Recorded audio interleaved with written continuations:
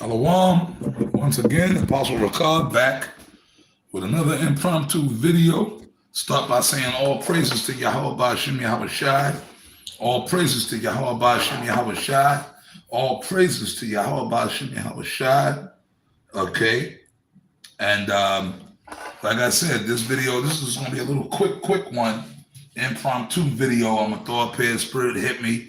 Like I said, it's been a couple of days since I've been able to get a video up because I've been kind of busy just, handling business with brothers in the camp.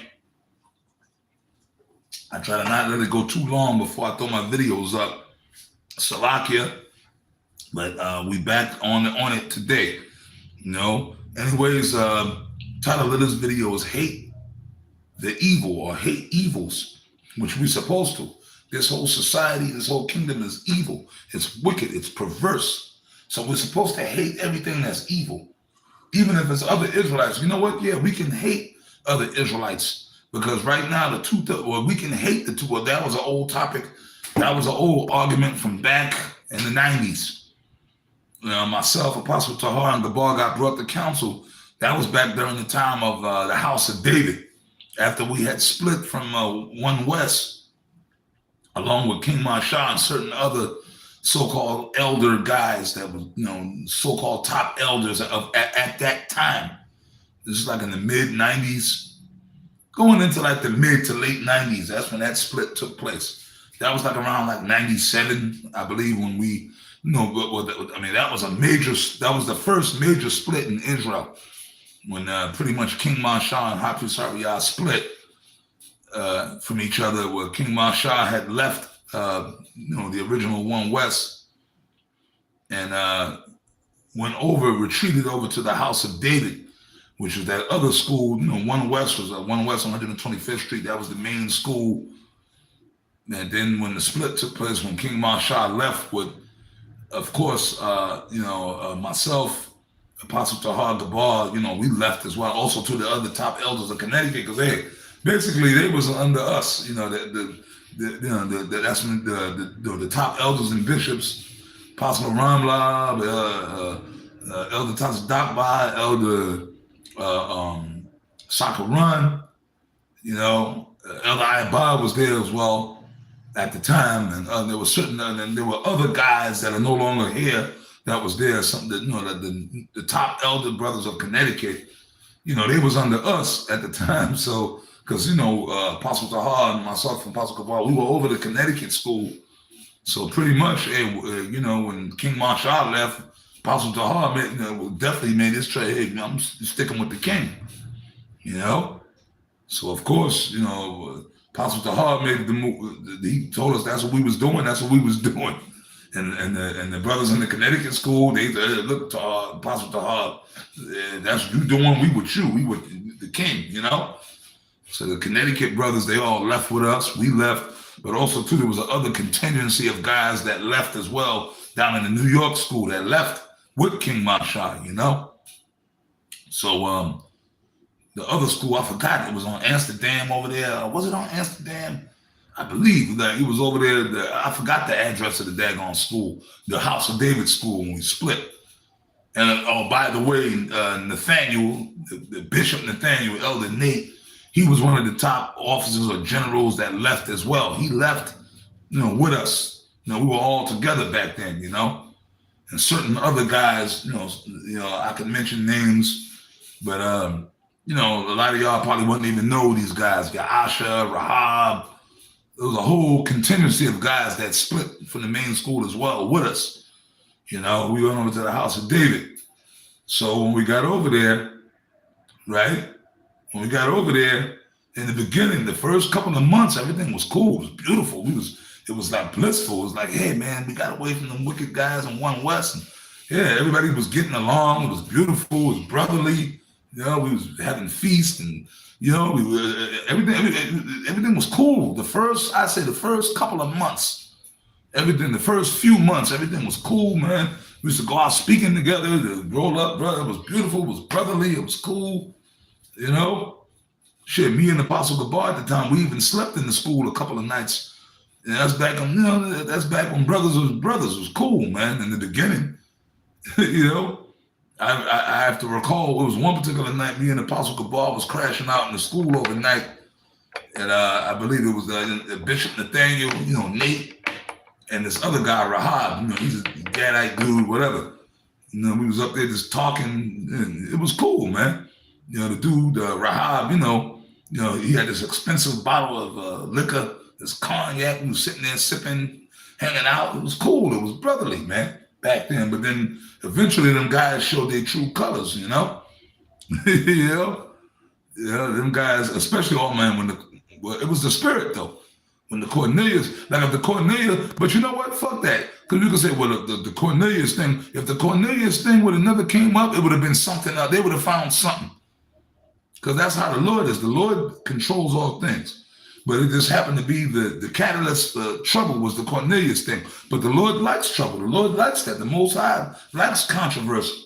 Apostle Taha always says that. But if the Cornelius thing didn't come up, them guys, they were wicked anyway. So they would have found something else. It would have been something else. It would have been something else that we said or did that would have rubbed them the wrong way for them to bring us to counsel anyway. Because if the Lord wanted that division, it was going to come. It could have been, it was just the Lord used the Cornelius thing, which that was spiritual, because the Cornelius thing was a heavy thing that had to come out.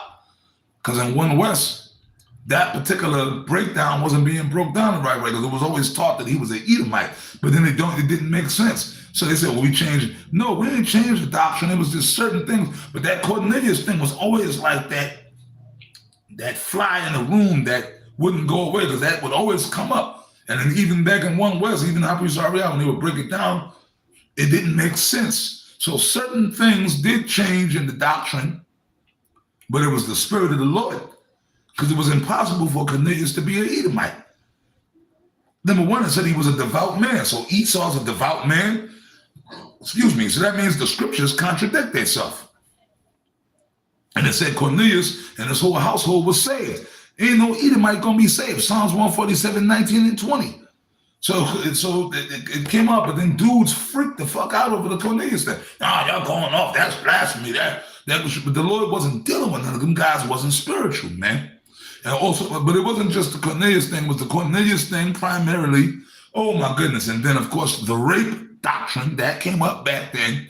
The whole so-called rape thing was that rape thing, man. That lit a hornet's nest all throughout the world, boy.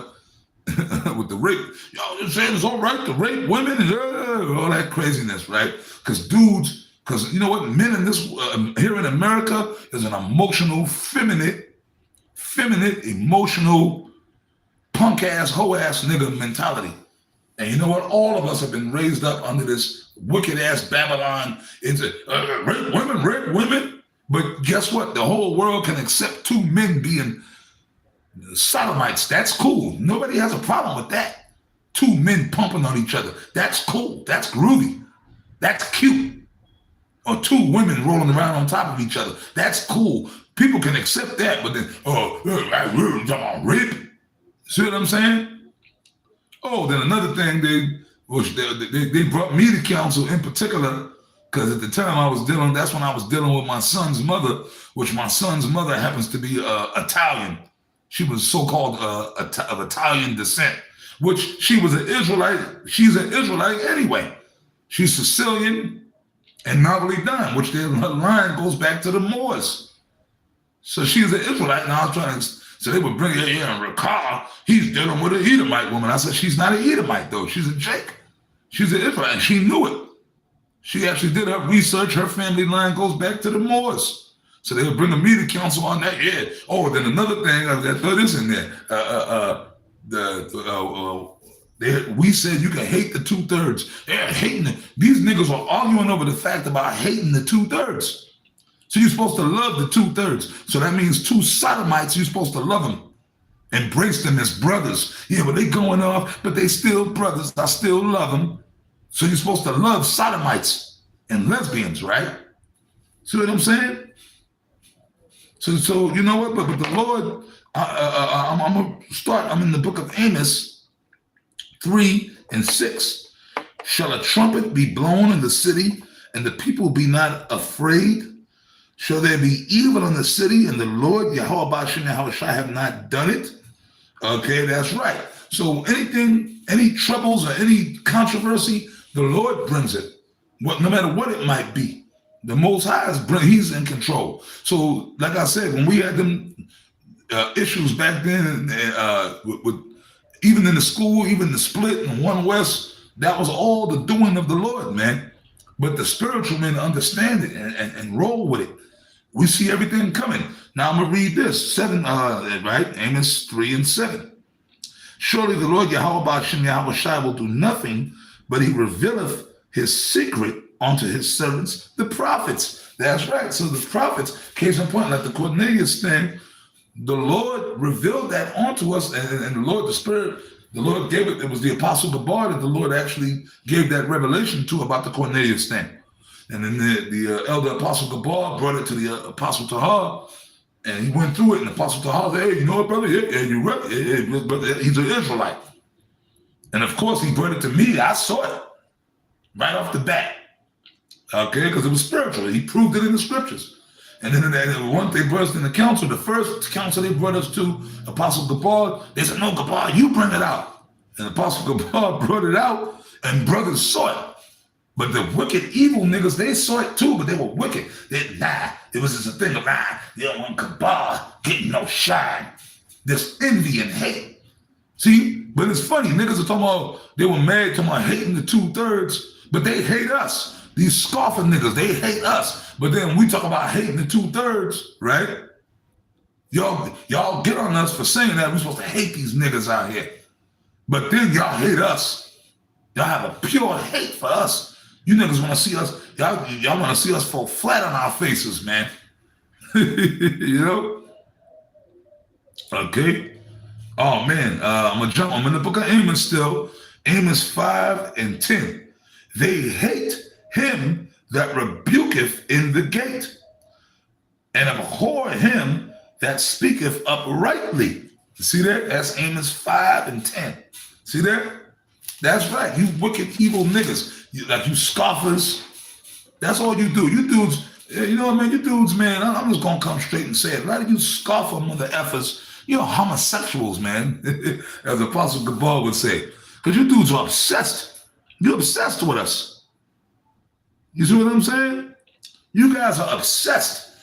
I mean, a bunch of grown men, well, you so-called grown men that every day you just sit around waiting for us to do videos so you can come up there, yeah.